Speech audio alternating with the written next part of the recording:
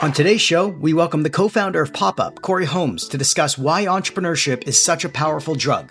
Corey shares his unbelievable journey as a prolific entrepreneur who started his first business at the age of 7 and why he never stopped creating businesses from those early years. Corey explains his background growing up in a family that was always on the move every 6 to 12 months and how he was able to adjust to new surroundings and social dynamics at a young age and how that helped him realize what he was passionate about in life. Corey dives into his reasons for dropping out of high school and college and why he fell in love with new business ideas all the time and how he eventually ended up at Shopify with all the other entrepreneur rebels in the early days. Lastly, we learn about Corey's path launching his current startup Popup and how he plans to help more e-commerce companies create and launch better online stores. But before we jump into this week's interview, we welcome back to the tank our good friend John Ruffolo to discuss the news and stories making headlines in the tech and venture capital ecosystem. Welcome back to the show, John. I wanted to, jump off where we, so much has happened. I mean, so much. I think where I'd like to get a little bit of your thoughts for our audience is we saw this tweet come out from Tom Lavero from IVP about how this mass extinction event is coming for early and mid-stage companies. And you said that, you thought this could happen. His prediction was essentially that, from late 2023, early 2024, a lot of the companies that have been holding off on a fundraise have been, starving themselves off the remaining cash that they raised in 2021, maybe in the early part of 2022. Even with the cuts that they are making, it's not going to make a difference at the end of the day. And we're going to see 4 in every 5 early stage venture companies basically fall to the waysides by the end of this year. What are your thoughts here? Now that the tide has gone out, we're really going to see who's wearing their shorts. And, part of the problem is that when you truly don't have product market fit, a lot of the capital was being used to really buy customers. So when the capital comes down, part of the problem is that the top line is decelerating at the same time as the costs. And now you're realizing, oh my God, the company wasn't really scaling. So I do think that we're going to see a lot of those companies. This, by the way, happened exactly after the dot-com boom, and it's going to happen again. But the other interesting point, I think we had talked about it last time, it's a barbell effect. There is a ton of capital out there. Somebody talks about Chat GPT and they want to hand billions over.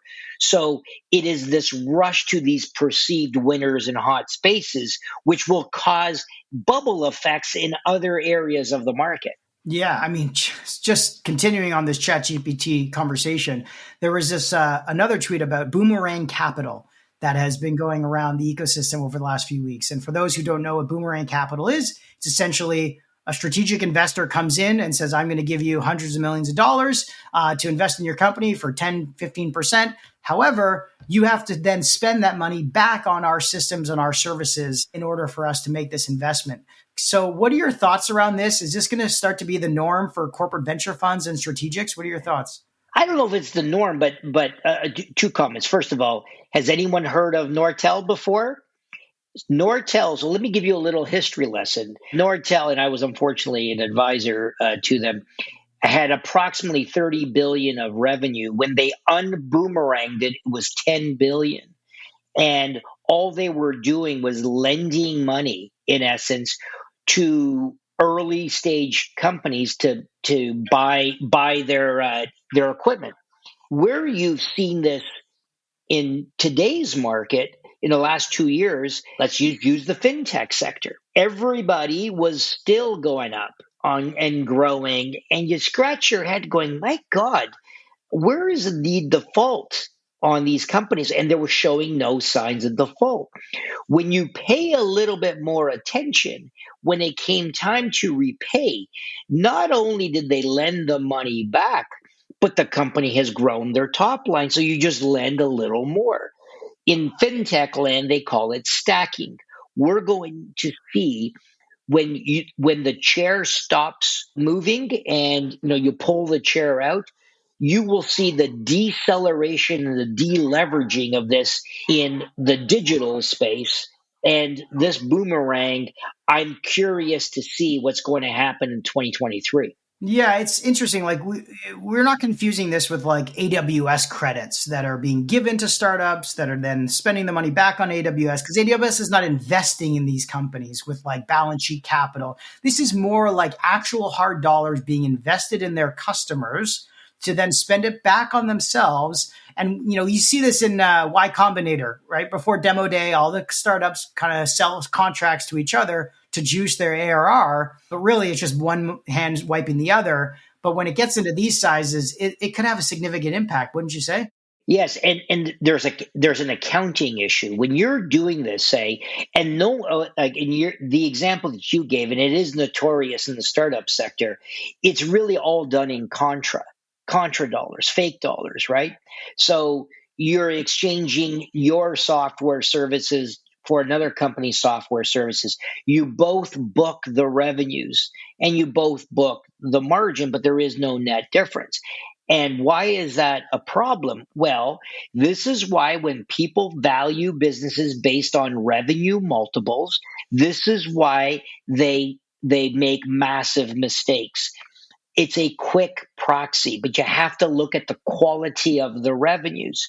So in my example on here, they're going to clearly overpay. And this is again why so many investors overpaid for these assets, because the revenues were perhaps not true revenues based on what you really expected. No, I mean, yeah. I mean, when you value a company on revenue and the revenue drops by 50%, there's really nothing left to value it on. So, speaking of fintechs, though, and how they kind of play this game a little bit, there's also another part where they do it in the venture debt space, where essentially we're going to give you some venture debt on top of the equity investment you receive from VC funds, but you have to bank with us. And we collect all the fees on the deposits that we obviously store from the equity raise, and then, set up fees and distribution costs and all that with the venture debt. But there was also a tweet that came out from Mark Schuster about how venture debt is going to start getting in the way of a lot of these follow-on financings when VCs do not want to write that extension round into a company that they've already backed and may even walk away from, especially when the venture debt provider is asking for part of that new injection of capital, that extension round, to walk out the back door and pay off some of that debt. So it turns out that debt wasn't free after all. What are your thoughts on this and how this is going to play out? Well, we've already seen the examples occur. So it's exactly what you just said. Is you got to venture debt has its role, and you better know the organization in which you're dealing with. So in the first example that you gave, let's just say it's in the case of a bank providing venture debt. What they're really saying, by the way, is they're saying, "Hey, look, I'm going to give you this venture debt at a pretty good price, and my risk is high, but I'm going to mitigate my risk in that just do business with our entire bank, so I could offset some of my potential risk of loss." And I'd say, well, it's money that you were going to spend anyway, so it's fair game. Where it's not fair game is exactly what you have just said. And this is what we're really seeing. And we're seeing it right now in more boutique lenders who have their own LPs. And they're getting very concerned of risk of loss. A lot of these venture debt debentures have an ability for the issuer to force the repayment back. And in the case that we just dealt with a few months ago, on a company that thought that they had over $10 million of cash left, and it would have represented over a 12-month burn, found out that they had 3 months left. And the venture debt holder, by the way, had control over their bank account and evacuated the bank account to repay themselves. And it apparently shocked the founders. Now, if you look in the fine print, they absolutely had a legal right to do so, but no one believed it. And so that's what Mark was saying in there, is that you're going to see what venture debt might mean in a down situation. Right. Well, that's why they call it a cash sweep. And that's why they don't really care Correct. on the equity side of the business, because they don't take any equity. They just care about getting their capital they provided you back. So, and we're seeing it when they have control of your merchant acquired accounts, right?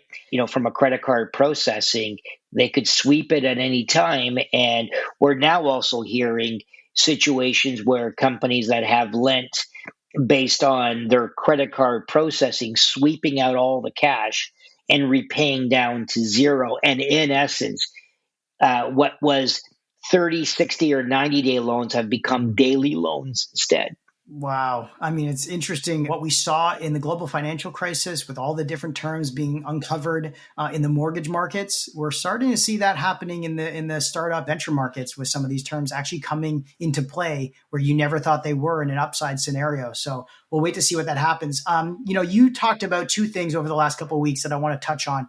First off is this group of Canadian business leaders who launched a new coalition to promote employee ownership of basically succession planning businesses. It's not a very well-known topic, but the Canadian Employee Ownership Coalition is asking the Canadian federal government to create employee ownership trust vehicles so that they can tax shelter the sale or transition of employee purchasing of founder equity in businesses that they've been working for. So can you explain a little bit more about why this is so important and why guys like Roger Martin, the former dean of Rotman School of Management, Toronto, are asking to do this? Yeah, so these techniques are particularly popular in the UK and in the US. We're embarking upon the greatest period of transition businesses in the history of business. And it's due to the retirement of the baby boomers. And the vast majority of these businesses are not the sexy businesses that are venture backed, et cetera, but a lot of them are just owner managed businesses. They employ a lot of folks in the economy, and they're profitable businesses, and there's no buyer for these businesses. And so what's one to do? And the transition of these businesses are not going necessarily to families, but they're going to management. The problem is the management doesn't have the capital to pay out the current owners, and they can't raise debt or sufficient debt to do this. Now, you see a couple of techniques. A very common one is called the vendor take back, where the owner sells it but is able to take the shares back, and the cash flow is paid out of the future earnings of the business. Or B, this employee trust structure enables the employees of the business to, in essence, buy in with no cash again, but it allows them to take ownership of the business and on a very tax effective basis pay out the proceeds to the former owners. And the nice thing is, it's not only the current employees that get a piece of the action. It's like an ESOP in many respects, where future employees could partake into the business. So I think we're going to see more of these, call it community-owned employee businesses. And if we could use a regulated vehicle or a mandated vehicle, this could solve a lot of the capital constraint issues that these businesses suffer. Yeah, I mean, just to be clear, this is not a cooperative. This Right. is not, customer-owned businesses. This is transition of significant wealth. The largest, as you said, transition of wealth from baby boomers to the next generation of businesses that just aren't going to go public, that necessarily aren't going to sell to private equity, and they want to, transition the wealth to their employees while obviously not having a huge tax liability. So I'd like to see the media talk more about this. I'd like this to be something that I know our LPs, and I'm sure your LPs have these kind of businesses in their families that they need to figure out the best way to transition them, and it should be talked about more often. By the way, you know what the alternative is? They wind down the business and all of the employees are no longer have a job.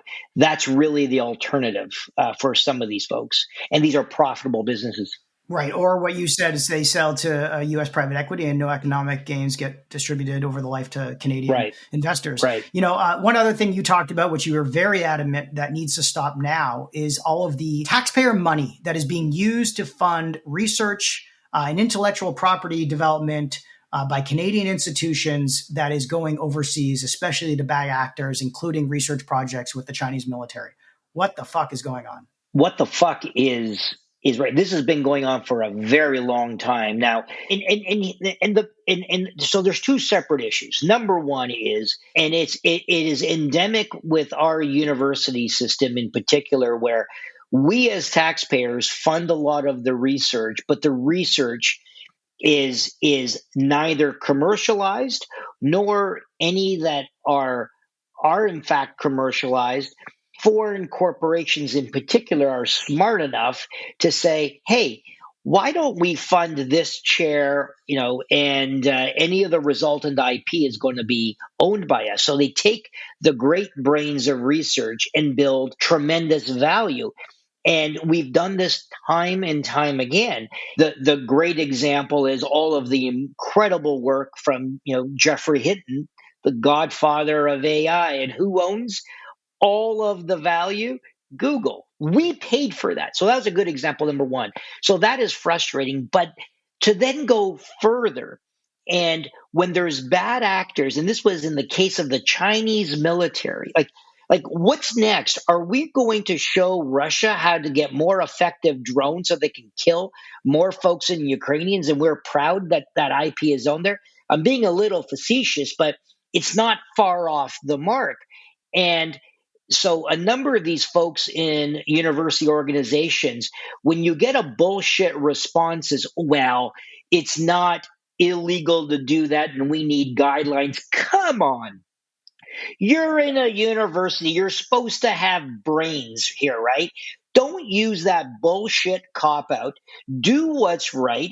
And now, stop the issue of government has to come in with a regulation so they stop acting poorly. Like that is a frustrating issue. Yeah, don't fool yourselves to have to think 2 steps ahead. It's not that far off from where this IP ends up landing if you don't have the proper systems in place.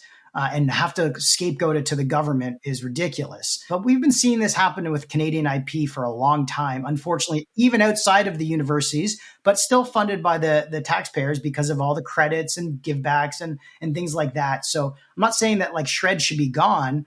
It's just that you need to have things that actually stay local and stay benefiting the local economy. Easy fix. I've proposed this fix to finance for 10 years running. It is actually a 3-word fix, 3 words in the Income Tax Act.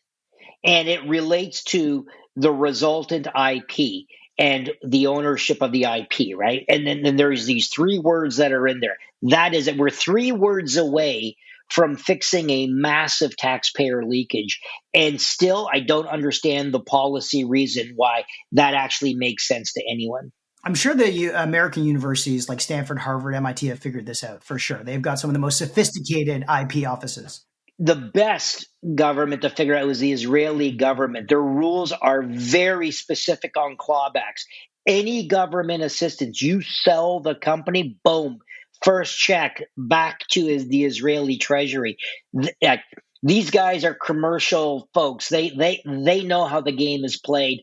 We're a bunch of Boy Scouts, just kumbaya, still around the campfire while the forest is burning behind you. Exactly. Well, last thing I want to ask you. So Mark McQueen hangs up his 5-year lockup with CIBC. No, 3-year lockup. No, he had only a 3-year. He had a 3-year only. 3-year lockup, gave him an extra 2. Okay. What's his next act? Oh, I had dinner with Mark. Mark is an incredible individual. He loved it at CIBC. I asked him the very question. They loved him there.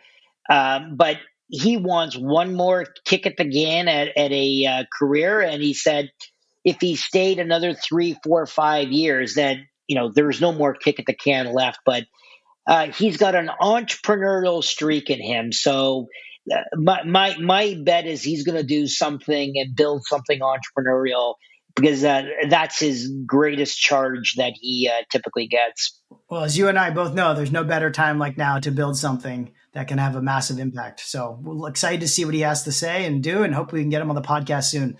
Awesome, John. Thanks again for doing this. Great. Thanks, Matt. Appreciate it.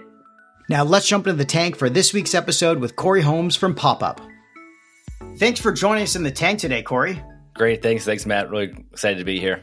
Corey, you have been an entrepreneur since you were in diapers, at least it sounds like it. And I've been reading about your bio. So before we kick things off right away, why don't you give our audience a bit of journey about your entrepreneurial path and how you got started when you were just a kid in diapers? The first thing I ever did, the first, you could call it like entrepreneurial experience, was when I was just a kid. I can't remember, I was so young. I was like 5 years old. I was so young. But I had this idea of, I wanted to make some money, and had this idea of just selling pine cones. I was from Victoria, Vancouver Island, and a lot of pine trees over there. So I went around, picked up a bunch of pine cones. I painted those pine cones, and then went around and selling them to neighbors to make a little bit of money. And that was kind of like the very first thing I ever did. Now, what did you know about money, though, even at that age? I mean, especially in Victoria, everyone's playing outside. I get it why you were playing around with pine cones, but what made you think about actually turning it into like a money-making opportunity at that young age? Were your parents pushing it, or how did it come around? A lot of things come from your parents. And so my dad, he was a business consultant. We moved a lot growing up, and we would go around, and he would work and consult for different businesses. So it was definitely something that we were always taught kind of growing up from my parents. And I think that's probably what kicked off that entrepreneurial spirit of like, hey, I want some money to buy some candy, or I want to buy this or buy that. And hey, why don't you just like think of some ideas and go make some money yourself? That's amazing. I mean, for me, I was young and probably high school years selling boutonnieres and corsages for high school dances because my father was in like the floor business. I was shoveling driveways and selling fire extinguishers door to door. That got me thinking about business and sort of making money in high school. But when you were 5, 6 years old selling pine cones to make some cash, it's pretty inspiring. So I understand now why you moved around so much, but can you tell us a little bit more about that journey of moving around almost every year because of your dad's job, and how did that, impact you in getting set up and started in new places every time? So my dad, he did a business consulting, and we moved everywhere from throughout Canada, the US. We were in Mexico for a little while, and I would say it was very difficult. I feel for anybody who moved a lot as a kid and is doing that now. It is really, really difficult to up and move and have to make new friends in new places. So that was really difficult. But at the same time, it really taught me how to adapt because I was basically forced to. We would be in Canada, and then 6 months later, we would have moved into a house. 6 months later, we moved down to the States. Maybe we're in Seattle. We'd be there for a year. Then we would move to, back to Canada, and then maybe back to Utah or something. That was really difficult, but it really taught me how to make friends, to meet people, to learn, and really just, I think, really be flexible with life. And that was something that kind of I've always held true. And I think a lot of the way I live my life and a lot of the things that I've done with my life are a reflection of kind of how I grew up in those first 20 years. Yeah, I could totally see how, going at a young age from place to place may seem a little bit exciting on one hand, but very daunting on the other. One thing I always dreamt about when I wanted to give back to the next generation of kids growing up who don't have the luxury to travel or go to new places was to create a charity, basically to force kids that when they graduate school, but before they start their working career, they have to travel for a year, and they can't go with anyone else besides themselves. And it will give them a whole world experience of trying to be basically surviving in new places every single time. But that was kind of forced upon you. So, what advice would you give to people who are scared to move so often, or even pick up and go and start a new journey on the other side of the world? One of the things that I really hold true to myself is this idea of really defining what you value in life, and then building, or just defining what you value as an individual, and then building an entire life around that. When you really understand what you want out of life and what you value, making those decisions is not nearly as hard. Versus what I see a lot of people do is they'll look at other people and maybe want to emulate that. And instead of them really valuing that themselves, they that's really cool, or hey, that person's traveling the world, or this person started this business, or hey, it's a YouTuber, whatever it may be. We look at people and we just want to emulate them because we think it's really cool. So it really goes back to that kind of that one of those life lessons that I really hold true is that define what you value and then build a life around it, because making these decisions are a lot easier, and not comparing yourselves to others. Because a lot of times I think we look at others and then feel bad about maybe some of the decisions that we make. And so that's really, I think, what the advice that I would give, because a lot of decisions that I've made in my life are, I wouldn't recommend other people doing them. And there's things that I've seen other people do in their life that I have no interest in doing. Yeah, it's interesting. Like, they don't travel for the sake of traveling. It's like travel to a destination that brings you value and happiness and things like that. And don't try to just emulate or copy what you see someone post on Instagram and think that you're going to have the exact same experience and happiness derived from that journey. That's great advice. I read that you dropped out of school, not once, but twice. First in grade 10, how did you survive every day? What were you doing? And how did you prevent yourself from like going off the deep end like so many dropouts often do? That was a really difficult one. And I think what I had noticed over the years, and this kind of goes back to like me moving a lot as a kid, is I would move back and forth, and especially when you move countries, the school systems, they're not, nothing's in sync. So it's all completely different. And that really led me to get really behind in school. And I always struggled in school growing up, of just when you're moving back and forth between different countries. And then especially in grade 10, we were moving back to another country, and I made the decision that, I don't want to go through this again. I don't want to have to make new friends. I knew I wasn't going to be doing very well in school, and it was going to be really difficult. So I decided, I'm not going to do this, but at the same time, it's not going to define who I am. And I think a lot of times you see two sides of the spectrum. You see one side of the spectrum when people think of dropouts of, oh, that guy dropped out and, he went down like a really dark path, and like his life is unsuccessful and he's unhappy and he's miserable.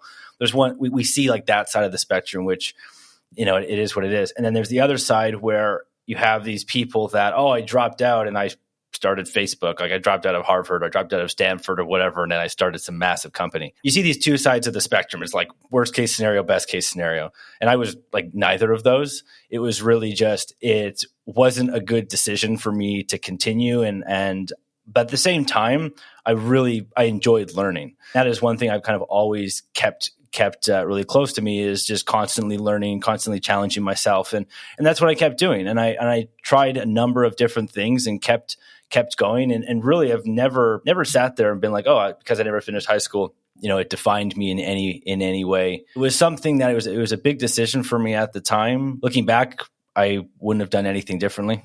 No, I love the way you break it down. It's very true. Like the structure of the high school learning experience just wasn't a good fit for you. It wasn't the mold that you wanted to sort of absorb. You wanted to learn through business and experiences, which it definitely feels like the next generation of kids growing up now really value a lot, which is experiences and time using their hands and their brains to build things and produce stuff rather than just absorbing things from textbooks. But you did plan on going to college, correct? What happened was I left school for a while and then realized, I want to go to college. I really wanted to, I've always been really interested in business. So the ideal thing for me was, hey, let's go into business and get a business degree. So I kind of did what I needed to do, took the tests that I needed to take to get to be able to apply to universities and colleges. And then I ended up getting accepted. I even moved to a different province, moved to a different state, had a place, was all ready to go.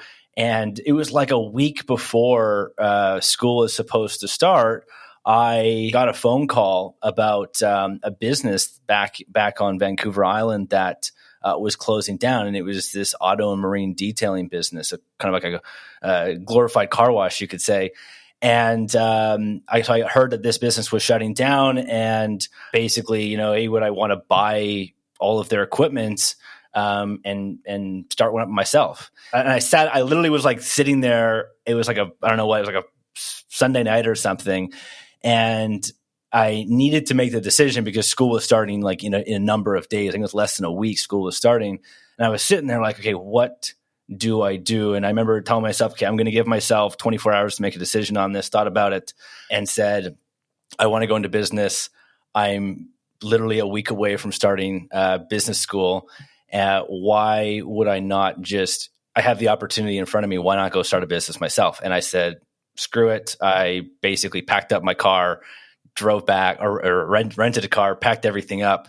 I drove like 18 hours home and spent the money that I had for school, which was like $5,000 at the time, basically buying all this used equipment from this old shop. Drove around, found an old building in like an industrial area that I could rent out for like $1,000 a month, and then spent a month renovating this thing and just kind of went for it. Holy fuck, that is amazing. I mean, I have friends who are like, yeah, like I had a friend who wanted to sell me their business, but I didn't feel like cleaning pools for, the next 10 years of my life. But like, you're like, yeah, sure, of course I'll clean boats and, car wash and stuff like that. Why not? Like, is it because you have no fear of failure? Or do you even have any fears? I think I do have a very deep fear of failure, and and then actually that's a really good point. That really goes back, I think, to the fact that I dropped out in grade 10 and the fact that I moved a lot as a kid. So because I moved a lot as a kid, I didn't really have the opportunity to build like long-term relationships with people. I wasn't able to do things for a long period of time because I was just a constant change. That really instilled this drive and this fear of failure, kind of on their point of like dropping out of high school, where you have like the far spectrum of like worst case scenario, best case scenario. That fear of worst case scenario of dropping out and being like, I really do not want to be an absolute failure in life, really drove me to, I think, make some of these extreme decisions and really just go all in. So I think the car wash business, the auto marine detailing business was really the first big move in that, of like, no, I'm taking all my money I have, I'm putting it into this, I'm going to make it work. That's amazing. One piece of advice that I got when I was young was that when you're young and you get opportunities like that thrown at you, you have to take them because you have almost nothing to lose. You have no family, no kids, no mortgage, hopefully, and things like that. And you have everything to gain. And if it is not successful, at least you'll get all the experiences, the life experiences of that failure out of the way early to set you up for success the next time around, and so on and so forth. So, good for you for getting on that journey so early on when you were about to go down the traditional path of, college and, textbooks and education. But that was just the beginning of your entrepreneurial journey. I mean, you moved on to, selling stuff on Craigslist, for some time, I remember as well. Like, how successful were you at that? And what made you so successful doing that? That was a really interesting one. So when I was about 12 years old, my dad bought me a mountain bike. I was like, really, mountain biking at that time was like huge. And I was getting really big into mountain biking. And so he bought me this bike, and I was really excited that he'd bought me this thing, but it wasn't the bike that I actually wanted. The bike I wanted was like more expensive. So I ended up selling this bike, and I did like a trade. I traded it for a bike that was actually more expensive. And then I sold that bike, and I realized I just made money doing this, basically just trading my bike and then for a more expensive bike and then selling it. And that kind of really kicked it off, where I then I took that money and started buying more bikes. The first thing I did is I actually went to all the different bike stores in the city that I was living in, and I would take all the bike catalogs and I would cut out every single page in the catalog, and I taped them all over my bedroom. So like every single wall from ceiling to floor was covered in these pages of the bike catalogs. And I would actually memorize the pages and memorize every model, every component, every piece that went into these mountain bikes, and then all the prices.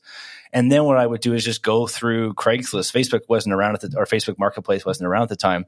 So I would just go through Craigslist. I just knew like the value of every single bike that was for sale. And I knew if it was like undervalued or overvalued and basically what I could sell it for. And I would just send offers to everybody and just buy as much as I could. And at one point, the house that I was living in with my parents, like the entire bottom basement, like outdoor basement thing, was full of bicycles. And I didn't really do anything. I would just like buy them and then like polish them up and like make them look really nice and then sell them. But I made like thousands and thousands of dollars doing this just as like a really young teenager. And I did it all the way up until like basically until I was like 19, 20 years old. That's amazing. I could only imagine your like parents' friends asking your parents when you were in your teenage years, like, so what's Corey up to now? And they'd be like, well, this week he's buying and selling bikes. Next week, he's probably going to be selling cars. He's just doing everything and anything you don't think your kids at the teenage years should be doing. But you were successful at it, which is just amazing. And I'm sure your parents were pretty proud of you of getting going with all these different initiatives. It also reminds me of the story of like someone who takes a pencil and tries to barter their way into like $1 million home by just up leveling the product every single time. But you were doing that yourself. Your entrepreneurial DNA just seems like it leads you to crazy places. And I think one of the craziest places I read was your time you spent in Uganda and creating a business actually there. Can you give us a little insight about that wild adventure? As I was running the auto marine detailing business, my my dad he was finishing up with a job that he was doing at the time, and we got talking, and I basically, it was at a time too, was I was selling my auto marine detailing business. I had it for sale, and I think at that time I had a buyer. So I was getting close to basically exiting that business and selling it. So we were talking, and then in this idea of why not, it's a bit of a long story because there's a bit of a backstory to it, but basically there had been some work done in Africa on some products.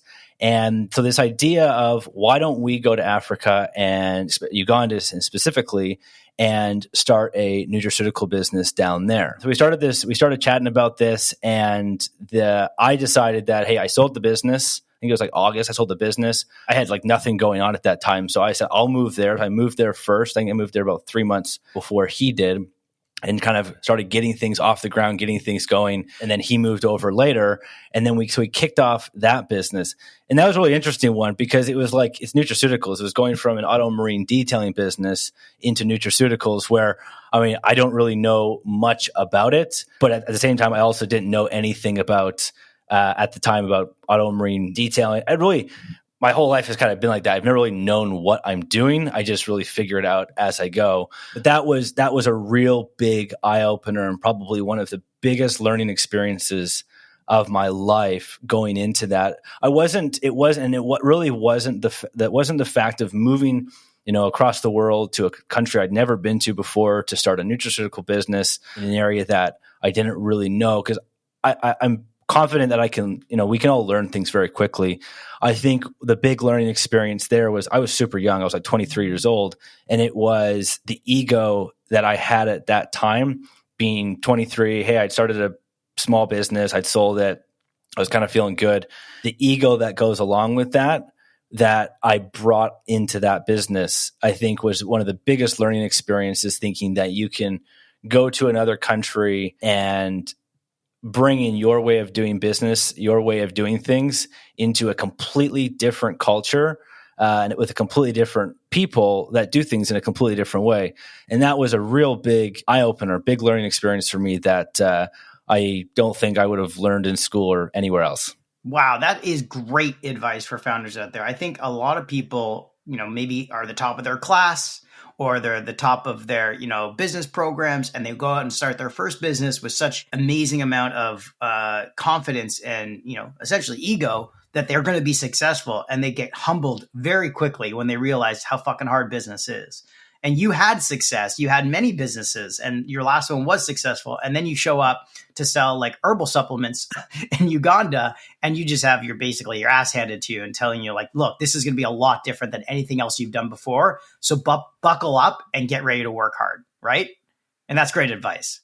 Going into though, like when you go into these experiences, if you have these opportunities or you have these experiences, going in with no ego and realizing that you have no idea what you're doing, and you're there for the first little while, you're literally there just to learn and absorb before taking any action. Yeah. So I guess that begs the question: is it better to have a second time exited founder who's still humble and doesn't believe their own bullshit, or have a bit of a naive founder who is first time, but they're comfortable in knowing what they don't know, and they need help and ask for help all the time? It's kind of one of those catch-22s. You don't know which one you want because there's someone who's already done it all before, but they have the ego and the confidence, but they're not going to ask for help because they've already done it before. I guess the best of both worlds is someone like you who's done it before, but still knows it takes a lot of hard work and is willing to ask for advice every single time. Yeah, it goes back to like the earlier thing you brought up around like that fear of failure. It's like, as long as you just not fearing failure. And it's like, so as like, whether you're a founder who has had, one or more exits, going into something real and being like, it's okay to try things differently and not worrying about that fear of failure. Or even if you're a first time founder, again, going into it, don't worry about failing. So I think it's being humble throughout the entire process, testing things, just constantly trying to do things that maybe you haven't done before. So it is a catch-22, and it is, I don't know if there's necessarily a right answer, because it's different depending on everyone's life experience and where they're at and what they're doing. Yeah. Well, let's continue on to your continuous journey in the entrepreneurial world, where it seems like everyone ends up who was an entrepreneur in like the 90s and like the 2000s, which is at Shopify, which is where all the great entrepreneurs usually either start or end up going. So you sold everything. You ended up working at Shopify for a couple of years. Tell us about that time there, working in the e-commerce world as it was just getting started. It must have been an amazing place as an entrepreneur addict like yourself to work. So what was that experience like, and what did you get to work on during your time there? So yeah, Shopify was a really interesting one. And I think what led me to Shopify was actually like my experience in Uganda, and just kind of the quick story there is that, so when I was in Uganda, one of the things that I was doing was managing our tech team. I was in charge of all the technology and all the tech that we were building. Even though we were a nutraceutical company, we did have a bunch of technology that we're building. The problem was I was a 23, 20, well, at that time I was a 23, 24-year-old, and I had no understanding of how computer programming worked. I had no idea how to code, none of this yet. I was basically in charge of this entire thing. And that really, really made me so upset. I was so frustrated. And when I moved back, after we actually sold that company, and I moved back to Vancouver, my number one mission was I'm going to learn how to code. I'm going to get into computer programming and learn how to do this. It was just the only thing that mattered to me. And this is kind of what really led me eventually to Shopify. Was I spent like 3 months. It was just all day, wake up all the way till bedtime, just learning how to code. And it wasn't learning fast enough. So I ended up joining a computer programming boot camp called Lighthouse Labs. And that was basically a 3-month super intensive boot camp that I did. And by the end of it, I really just knew how to build kind of whatever I wanted to build at the time. And then I got an internship as a software engineer and did that for a little while. And that was really kind of the move to Shopify of like, I love entrepreneurship. I love commerce. And I love technology. And I knew at that time I didn't really want to pursue a career in software engineering, but I wanted to be in that space. So that's when I learned about Shopify and just kind of saw how exciting it was, I started to apply to different positions. And after, I know just as I had gotten hired there, when you kind of start companies, you like your label, your title is like founder, but what do you do like when you join a company? So I was like applying to Shopify. I'm like, I don't know what can I apply as? Like I could apply maybe as like a software engineer. I could maybe apply as a designer because I do that. Like I could apply for so many different things, but I'm not like super good at any of these things. So I applied as just as a customer support rep. And I'm like, here, I'll just apply to this and let's just see if I can get my foot in the door here. So they called me up and they're like, hey, yeah, you can, we want to talk to you. And they basically said, hey, like we can't give you this position, but we can give you these other positions. Which one do you want? And I was like really fortunate where they just basically gave me a number of positions and said, pick the one you want. And so I picked one. And at that time, it was at the time, Shopify Plus was kind of the enterprise arm of Shopify had just gotten kicked off. And that's where I went. So kind of working on Shopify Plus with a number of the large merchants there. And that kind of my time there moved really quickly just because of my experience, especially with with tech. I just knew programming. So I moved from working with some of the largest merchants at Shopify Plus. I moved on to the strategic team, and that was really focused with large creators. Did a lot of stuff with like the Logan Paul team. I was in New York with doing like their pop-up stores and stuff like that. Then eventually moved on to the cannabis team. So in about 2017, 2018, Canada legalized cannabis throughout the country, was leading that project across Canada, and then did a few other roles in there as well. So it was like a really crazy journey, but I absolutely love my time there. That's hilarious.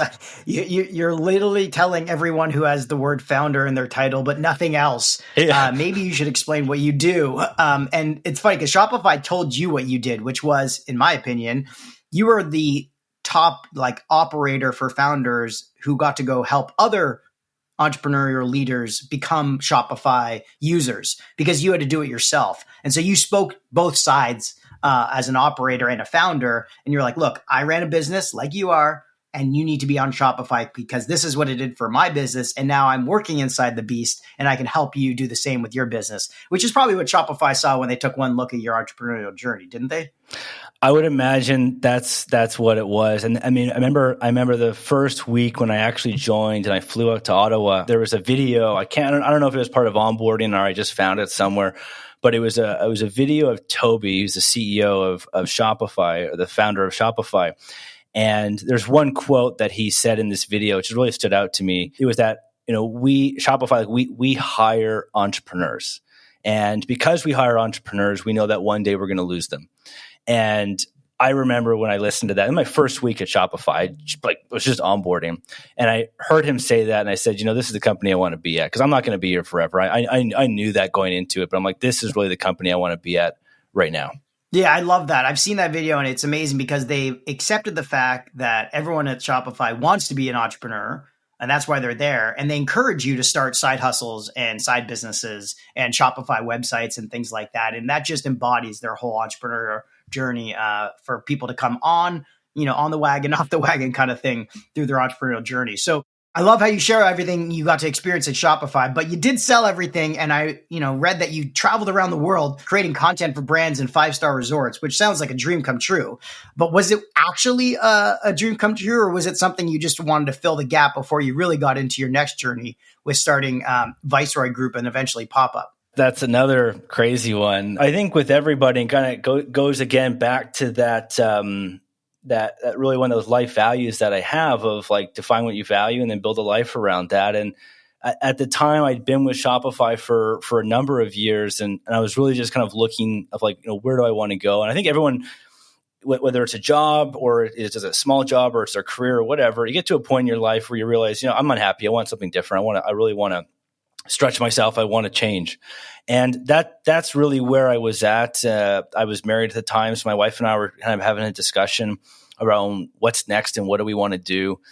And this idea of like, we've really had always wanted to create content. It always been something that we were really, really interested in doing. And so the idea of like, hey, why don't we quit? We own almost nothing. We're very much minimalist, but why don't we sell everything that we do have and we'll buy a one-way ticket on the other side of the world and let's start creating content and let's do it. And initially it wasn't this idea of resorts. It was like, let's create a brand. It's called Leave Comfort. And let's just move over. Let's just go travel. So we did that. We didn't look back. We just sold everything, bought the ticket, out the door we went. And while we were over there, we kind of started fumbling around like you do and trying different things. And then while we came up with this idea of like, why don't we become travel critics? Like, why not go to different resorts and kind of critique them? And that sounded really interesting to me because I'm like very much OCD. And this idea of like going to these really nice places and seeing what they could do better sounded really interesting. So we were sitting there at like a table in some cafe one day. And we threw together this super simple, like one-page website. It sounds so bad, but like we had no photos at the time because we hadn't gone to any resort. So I kind of just like went on Google Images and like took some nice photos and like built this landing page and then put this really simple email together. And it was very basic. It was like, hey, this is who we are. We'll come. This is our offering. We'll come to the resort. We'll document everything. We'll provide you with like a video, we'll provide you with some photos, and then we'll provide you with a report at the end around what we think you can do better. So we put this package together that I thought would add value. And we added a thing on there at the same time that when we first got started was, hey, it's completely free. I'm not going to charge you and you don't even have to give us anything. Like, let me just come there because we needed to get some content initially. So I sent this out to all the top resorts in the area that we were at the time. And basically all of them responded with like, yes, please come by and we'll give you everything and you can stay here and like, just please come. And when the emails started coming in, it was like, I sent them and like that day they were coming back. And I looked at my wife and I'm like, this is crazy. I have no idea how this is actually happening, but it did. And then it just went off from there and everything kind of just took off and we were doing that. And it was mind blowing, but also the worst and most exhausting experience of my entire life. I could go into that, but that's kind of how it happened. Yeah, you and your wife are like, wow, this is gonna be great. We get to travel around the world, stay in 5-star resorts, and then after like the first or second resort, you're like, this is exhausting. Like you're just working all the time. And I feel like the same way when you see like the bucket list family on Instagram or something like this family's traveling around the world having the greatest time, but like they're up all night long producing content. People just don't understand how much work that really is. Oh yeah. It was like, when we first started doing it, we would show up there with like I remember the first place we went, we showed up there and their PR agent was there to welcome us. And I had no idea like what to expect. I'm like, okay, I got a PR agent. They would tour you around, show you everything, give you access passes. And then they would like, okay, goodbye, like enjoy your time. And then we basically would we would put an itinerary together for these resorts, but it was absolutely exhausting. You would have to be up. We'd be up at like 3-4 in the morning. You'd have to be up for sunrise to get the best shots. You're shooting all day long, while you're doing all these amazing activities like getting massages and going to spas and eating at like 5-star restaurants. It sounds incredible. But when everything you're doing, like let's say as an example, I would have to get a massage, or like my wife would be getting a massage, and I have to now record and document and film everything. And then once that's done, okay, now we got to go like edit everything. So it was awesome, but it was basically 3-4 in the morning all the way till like 11 o'clock at night, and you just go to bed and you're absolutely dead. It's one of those things that I think a lot of people, they see that and it looks incredible, but it's like with anything, you don't know what is actually going on behind the scenes. And that is probably one of the biggest testaments of you really don't know everything that actually goes into these things. Yeah, I can only imagine our producer listening to this right now laughing in the background of how much work goes into all the content that we have to create and everyone does out there. Think about how many tens of thousands of hours, Mr. Beast records, but only puts into like a quick 60-minute video. It's admiring for sure, but you realize you didn't like traveling, I guess, after doing that, 10th company of yours, and you ended up back in Canada again, this time to create a drop shipping company with just $1,000 to get started with, which is fucking insane.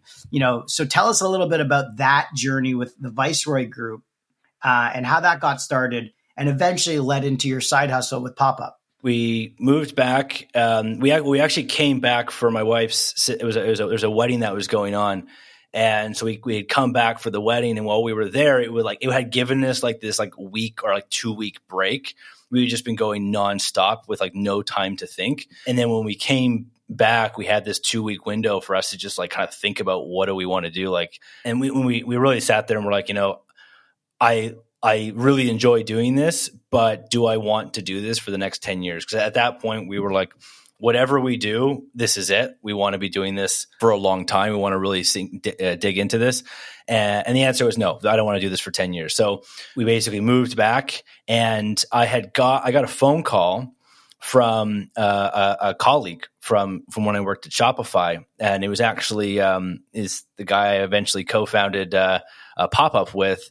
And everything. We basically, he called me up, what are you doing? And I said, hey, I'm just getting back from traveling, kind of looking for the next thing. And that's really what started it off. Is he was getting out of what he was doing. I was at a time in my life where I was looking for the next thing. And we decided, why don't we get into dropshipping together? So that's what we did. Is we pulled some money together. It was like $500. It was $500 each. We didn't put anything into it. Bought 100 headphones from China, started this drop shipping store. Didn't make a ton of money, but we made enough from that we started some other businesses. And we knew like drop shipping for us was not a long-term play. It was like, hey, how can we start a business really, really quickly and make some money that makes a decent amount of money that we can then reinvest in other businesses. And that's what really kicked off Viceroy Group, was doing that. Taking the money that we made from that, we started on the next company was called Fragile Club, which was this mental health awareness company. It was a bunch of apparel. Did that. That was a really sad story because that business was really starting to take off. We were like really, really excited about it. And right when, like, as things were really ramping up, COVID hit and all of our inventory was tied up overseas in Europe. And we were basically like everything stopped during COVID. You couldn't ship things. You couldn't have things delivered. And we had, I think at the time, like $5,000, and we had $5,000 left of our profit. So we actually pivoted into the only thing that you could probably sell during that time, which was PPE and like masks and stuff. And then we built a business around that for about a year. That made a lot of money. And then using that money, we kind of distributed it into different commerce brands, everything from different nutraceuticals, gummies, apparel, digital products, things like that. Beyond that, we were having a chat around potentially moving into a commerce platform. And that's kind of where Popup kicked off. It's interesting. Like, you've been on so many different paths, building companies. You were great, obviously, at like buying things and selling them online. Obviously, a global pandemic halt you in your stop. But then again, you just, flip the coin and start something new again, which is just so impressive how this entrepreneurial DNA inside you is like, it's a drug, and you figure out how to harness the power of it and just adapt to the new environments that you get thrown into every single time, whether it's, Uganda or back in Canada, or again, coming out of a pandemic. And then you start off creating a side hustle project called Popup, which ends up being your, I think, first venture-backed company. We had never done any type of fundraising before. We had actually no idea how to do it. We were having a call one day being like, we want to do something. We want to do more. Let's wanted to really diversify. And we knew going this route would be absolutely huge. We spent a lot of time thinking about it, but we really saw that the problem was there. We'd seen it ourselves with our existing businesses. We'd seen it during our time at Shopify. It was something that we were very, very passionate about, and we felt really strongly about. So we ended up funding it for the first little while ourselves with the business that we had, and then got to the point where we realized that no, in order to take this where we want to go, that fundraising was the route for us. And again, it's one of those things where you don't really need to know what you're doing ever. You just kind of figure it out. And that's what we learned what a pitch deck was. We learned what VCs and venture capital was. We just started learning how to do it. And we spent about 3 months working on our pitch deck, putting everything together. We started emailing investors and saying, hey, can I just have a 15-minute call with you and pitch you? I don't want your money. I literally just want you to listen and tell me if this is good or not. And I think we went through over 120 slides, revisions, just constantly revising over months and months of doing this until we really had a great deck. And we had a pretty good demo that we were able to show as well. And that was kind of how things kicked off. That's amazing. I mean, we are literally having these conversations with founders now who don't want to raise venture capital dollars because they think the market's not going to value them adequately, but they're missing the other side of the equation, which is the advice, the free advice. And you went out not asking for any money. You just said, hey, I need some advice. I want some feedback. I don't want your money. So I'm coming at this conversation with a very authentic approach. And you got a lot of responses and obviously some great advice, which led to a fundraise. But before we jump into that, can you give our audience a bit of a sense of what Popup really is and what sort of problem you're solving? Yeah, so Popup it's an end-to-end commerce platform. And when you look at, I'll take Shopify as an example because we worked there for a long time. One of the things that we realized when working with merchants is every merchant is doing something slightly different. They're trying to build different online experiences. And a lot of what today's commerce platforms focus on is build an online store. Where things are really moving is customer journeys and the experience that a buyer actually goes on to checkout. And what I mean by that is whether you visit a store for maybe search or if you're on social media like TikTok or Facebook, a lot of times what you see today is you land on a homepage or you land on a product page. And it's the exact same experience no matter where you go. And no platform today allows you to build unique buying experiences. And this is where Popup came in, is we realized that we wanted to enable merchants to be able to build unique, personalized experiences and to be able to control the entire customer journey. So if someone comes from TikTok, they're going to go through this shopping experience. If someone comes from maybe this Facebook ad, they're going to go into a product quiz and they're going to go through this experience all the way to checkout. And then maybe after checkout, I want to show them some offers and some other personalized things. And no platform today allowed anybody to do this. So this is really what we set out to do, is with the mission of Popup is to reinvent the online store. When you look at online stores in general, every platform today is based on the exact same blueprint that was put in place all the way back to the 90s with Yahoo stores. When you think of an online store, you have a homepage, you have product pages, some collection pages, and a checkout. And they all follow the exact same blueprint, which we've been using for decades now. And with Popup, we completely scrapped that and realized that, no, we needed to reinvent this completely because commerce is changing. Everything around how we interact with brands, how we interact on the internet is completely changing. So this is really what we set out to reinvent what an online store is and online experiences. And a real big vision for Popup is to become the company for entrepreneurs, the place where entrepreneurs go to create that business, to live a life on their terms and do what they want. That's really exciting. So who do you see as your ideal customers and main competitors in the market right now? At the end of the day, it's anyone who wants to start an online store, but who we're initially targeting at the moment is more on the larger businesses who have existing businesses that do a lot of paid acquisition, a lot of email marketing, things like that. Would they be like existing Shopify merchants?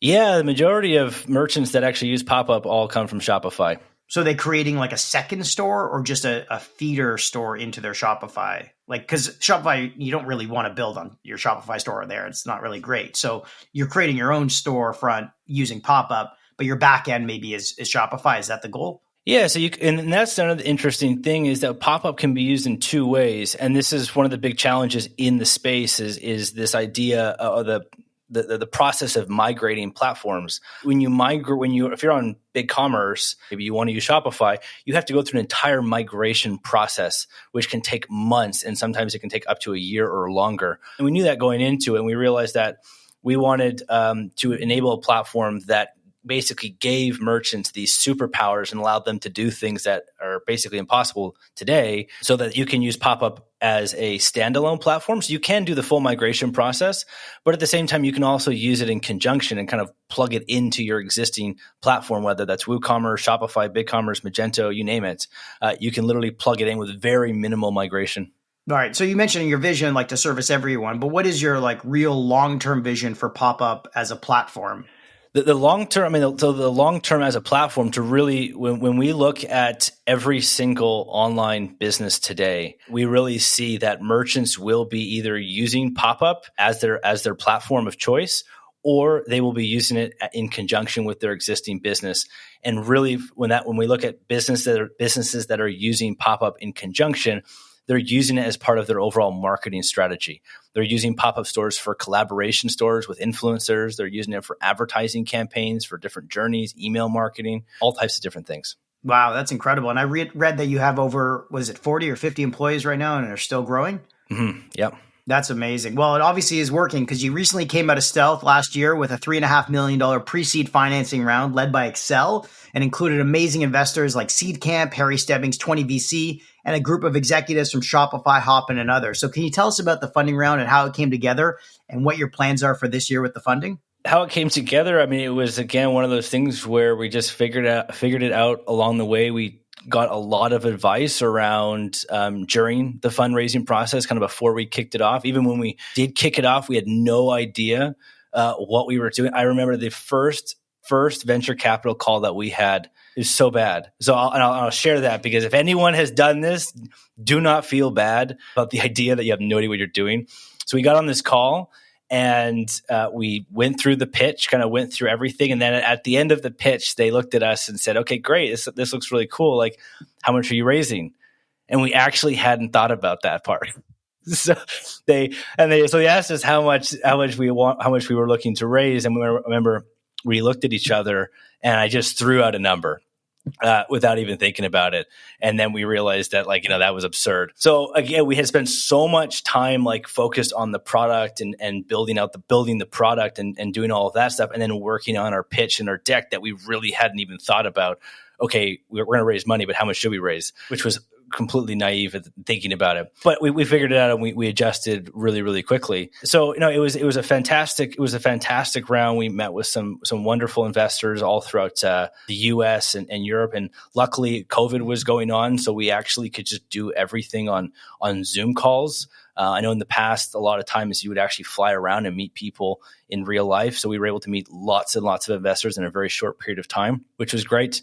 But at the end of the day, no, when we got in touch with Harry Stebbings from 20VC and Seedcamp and Accel, like we realized, hey, this is the group that we want to have on board for Popup.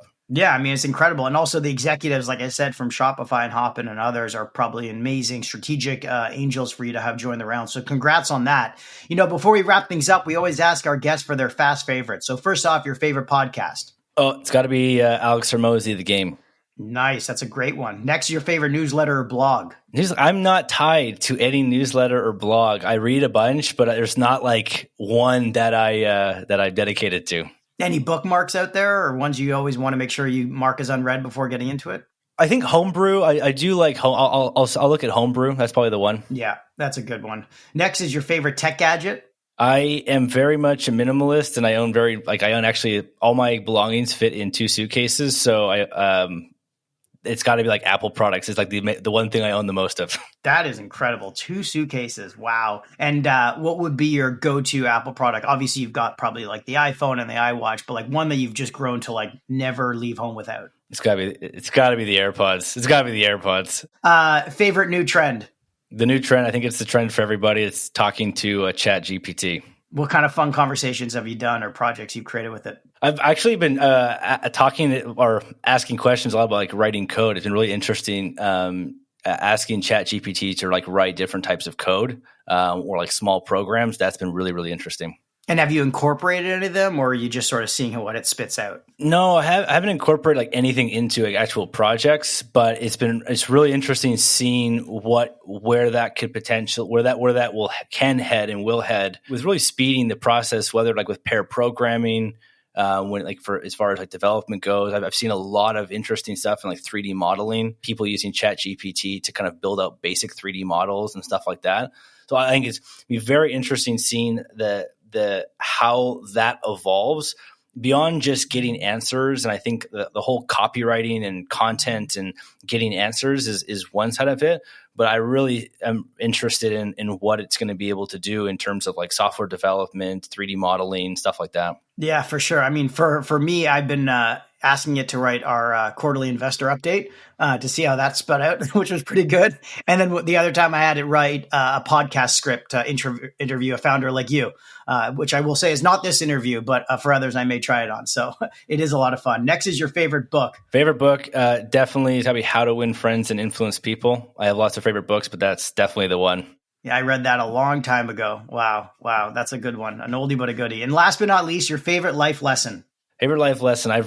I've repeated it multiple times, I think, throughout the podcast, but it's define what you value and then spend your life building everything around that. Absolutely. Corey, your entrepreneurial journey is just inspiring, and I'm so glad you got to share it here with us today on Tank Talks. Thanks so much for joining us in the tank today. Appreciate it. Thanks for having me. Thanks for listening to another episode of Tank Talks. To learn more about this episode, be sure to go to Apple Podcast or Spotify to find more detailed notes on this episode or to check out previous episodes. Also, if you enjoyed this episode, please leave us a review and a rating as it helps us out a lot. And hit that subscribe button so you can get notified when new episodes come out. Finally, make sure to give me a follow on Twitter @MattyBCohen or @Tank Talk Podcast to stay up to date on new episodes or to be a guest on our show. Till next time,